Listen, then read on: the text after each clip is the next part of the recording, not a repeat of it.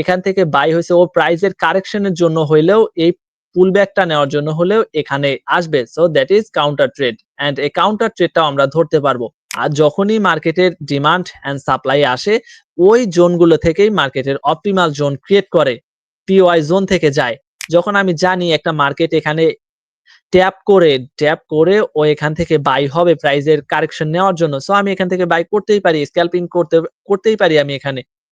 এখানে কি point of interest zone হবে? না। কারণ আমরা সংজ্ঞাতেই জানছি ফিবোনাকি রিট্রেসমেন্ট এর 0.6 অথবা 0.7 লেভেল ট্যাপ করতে হবে। আমি যখনই হাইকেনাশিতে যাব আমার এখানে দেখায় দিচ্ছে কোন ধরনের এখানে বায়াস ছিল না। সব এখানে সেলার। আসসালামু আলাইকুম। আশা করি সবাই ভালো আছেন। আজকে আমরা একটা আইসিটির কনসেপ্ট শিখব। সেটা হলো অপটিমাল ট্রেড এন্ট্রি অ্যান্ড এই স্ট্র্যাটেজিটার সাহায্যে আমরা মার্কেটের ভিতরে কিভাবে এন্ট্রি এক্সিকিউট করব অ্যান্ড কোথায় খুঁজবো এভরিথিং আজকে এই ভিডিওর মাধ্যমে জানবো। ফিবোনাকি রিট্রেসমেন্টের 0.6 অথবা 0.7 লেভেল ট্যাপ করাকেই আইসিটির ভাষায় অপটিমাল ট্রেড এন্ট্রি জোন বলা হয়। সো আমি যদি আপনাদের একটু ফার্স্টে ফান্ডামেন্টালি বুঝাই দেই তাহলে আপনাদের টেকনিক্যালি বুঝতে সুবিধা হবে, মানে চার্টে বুঝতে সুবিধা হবে। আমরা মার্কেটের ভিতরে কিভাবে কি দেখি এখান থেকে যখন একটা মার্কেট বাই হইছে মানে অনেকটাই বাই হইছে এন্ড বাই হওয়ার পর এখানে যে পুল ব্যাকটা নিতে আসে এটারে বলা হয় মূলত প্রাইসের কারেকশন। এই পুল ব্যাকটা যখন এখান থেকে নিতে আসে আমরা এই পুল ব্যাক নেওয়া পর্যন্ত দেখি মার্কেটের ভিতর অনেক ধরনের ইন্টারনাল স্ট্রাকচার ক্রিয়েট করে। আমি এই ধরনের ইন্টারনাল স্ট্রাকচার থেকে বাই করব না এন্ড এইটারই বলা হয় মূলত ম্যানিপুলেশন জোন। কারণ আমি যখন এখান থেকে বাই করি ও আমার সেলে স্টপ লস দেয়, যখন এখান থেকে সেল করি ও আমার বাই স্টপ লস দেয়। কারণ এটা একটা ম্যানিপুলেশন জোন। আমি একমাত্র বাই করব অপটিমাল ট্রেড এন্ট্রি জোন থেকে, POI zone, point of interest zone থেকে আমার এন্ট্রি এক্সিকিউট করব।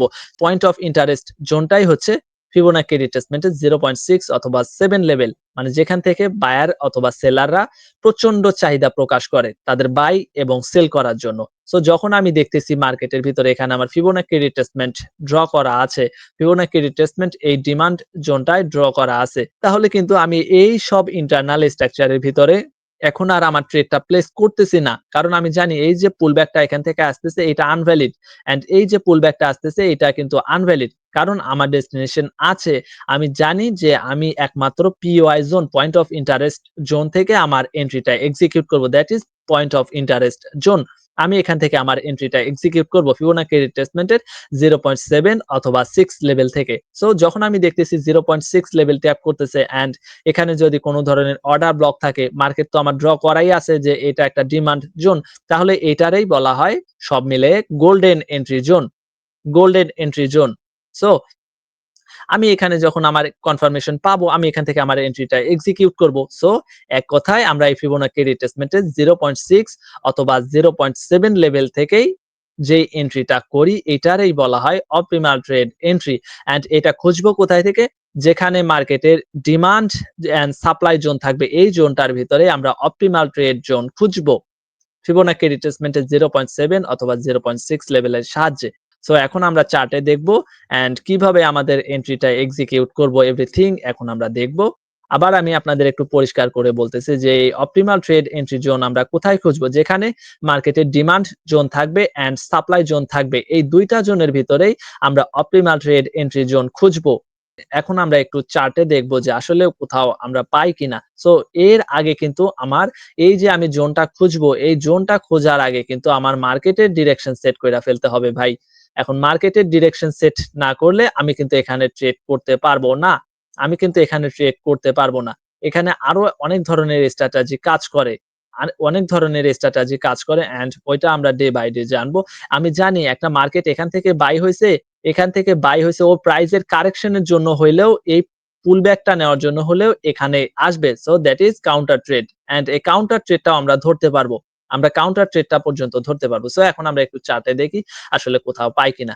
সো ফার্স্টে আমাদের কি লাগবে? মার্কেটের ডিরেকশন আইডেন্টিফাই করা লাগবে। আমরা সেখান থেকে অপটিমাল ট্রেড এন্ট্রি জোনটা খুঁজবো। সো আমাদের ফার্স্টেই মার্কেটের একটা ভ্যালিড ডিরেকশন সেট করা লাগবে। সো যখন হ্যাঁ,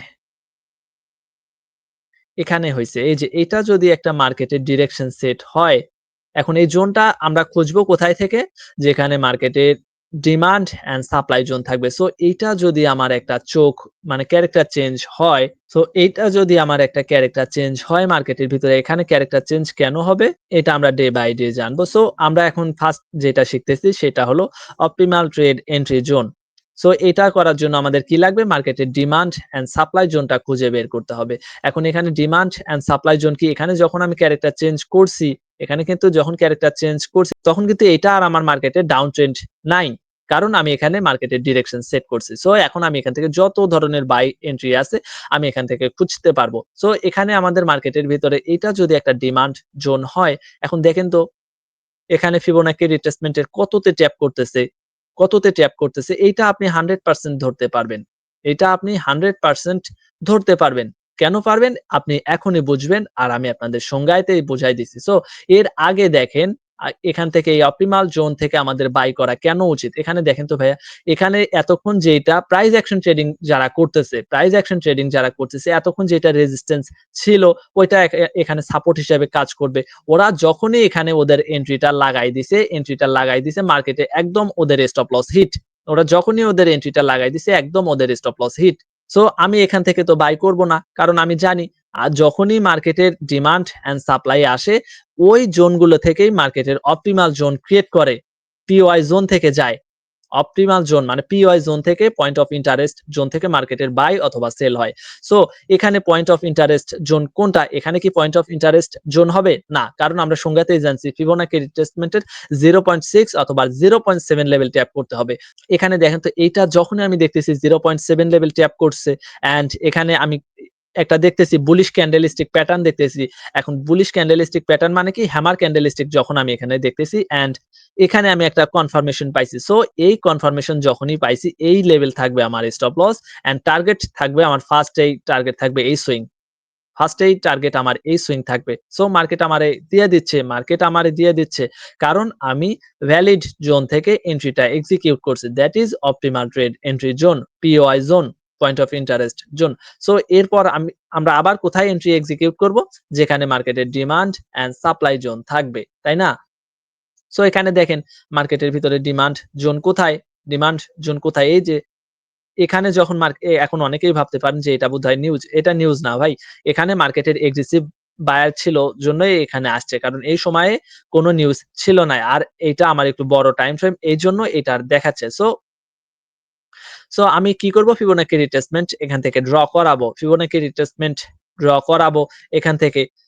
এখন দেখেন তো এই যে জোনটা এখানে ট্যাপ করতেছে এটা কততে ট্যাপ করতেছে? 0.7 লেভেল ট্যাপ করতেছে। আমরা কি শিখছি কনসেপ্টের ভিতরে? যদি আমার মার্কেটের ডিরেকশন ঠিক থাকে অ্যান্ড আমি যদি ওখানে দেখি 0.6 অথবা 0.7 লেভেল ট্যাপ করে ফিবোনাকি রিট্রেসমেন্ট এ তাহলে আমি এখান থেকে বাই করতে পারবো।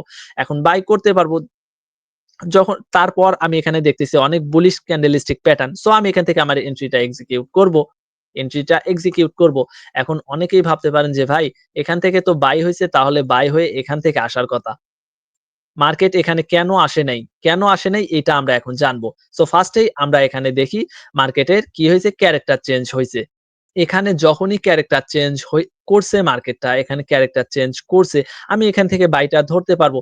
আমি যদি জানি একটা মার্কেট এখান থেকে বাই হইছে, ওই এখান থেকে পুল ব্যাক মানে প্রাইস এর কারেকশন নেওয়ার জন্য হলেও এখানে পুল ব্যাকটা নিতে আসবে। So that is counter trade. আমি একটা আপ ট্রেন্ড মার্কেটে ডাউন এর জন্য এন্ট্রি নিচ্ছি। সো সেম আমি এখান থেকে করতে পারবো। সেম আমি এখান থেকে বাই করতে পারবো। এখানে ক্যারেক্টার চেঞ্জ হইছে। এখান থেকে যে সেলটা আসবে আমি এই পুল ব্যাকটা ও যে এখানে নিতে যাবে আমি এখান থেকে বাই করতে পারবো। That is counter trade. আমি কাউন্টার ট্রেড থেকে বাই করব অ্যান্ড এখান থেকে সেল করব। সো যখন আমি জানি একটা মার্কেট এখানে ট্যাপ করে ও এখান থেকে বাই হবে প্রাইস এর কারেকশন নেওয়ার জন্য। সো আমি এখান থেকে বাই করতেই পারি। স্ক্যালপিং করতেই পারি আমি এখানে। সো এখানে 0.7 লেভেল ট্যাপ করতেছে। আমি এই কাউন্টার ট্রেডটা করতেই পারি। অ্যান্ড এটাই হচ্ছে অপটিমাল ট্রেড এন্ট্রি। এখন আপনারা বলতে পারেন যে ভাইয়া তাহলে এখানে আপনার কথা অনুযায়ী এখানে সাপ্লাই আসছে। সাপ্লাই আসার পর মার্কেটে এখান থেকে তো কোন ধরনের বাই আসে নাই।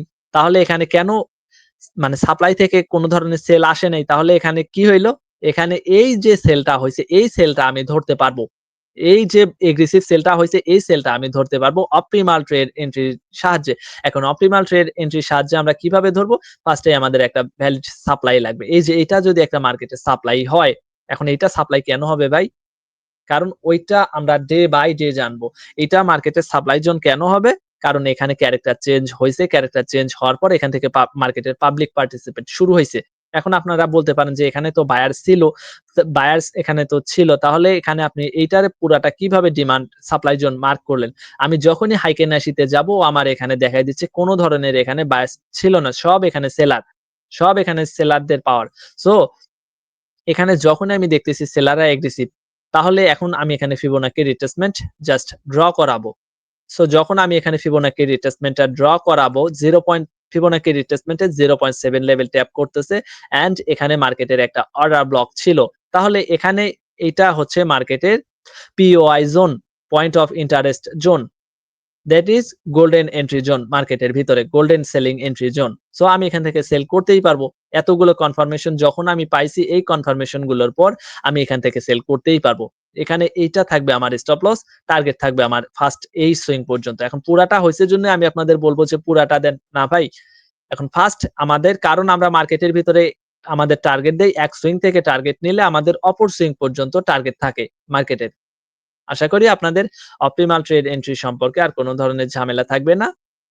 আবার আমি আপনাদের বলতেছি এই অপটিমাল ট্রেড এন্ট্রি জোন আপনারা খুঁজবেন যেখানে মার্কেটের ডিমান্ড জোন থাকবে অ্যান্ড যেখানে মার্কেটের সাপ্লাই জোন থাকবে। এই ২ টা জোনের ভিতরেই আমাদের এই অপটিমাল ট্রেড এন্ট্রি জোনের স্ট্র্যাটেজিটা আমরা কাজে লাগাবো।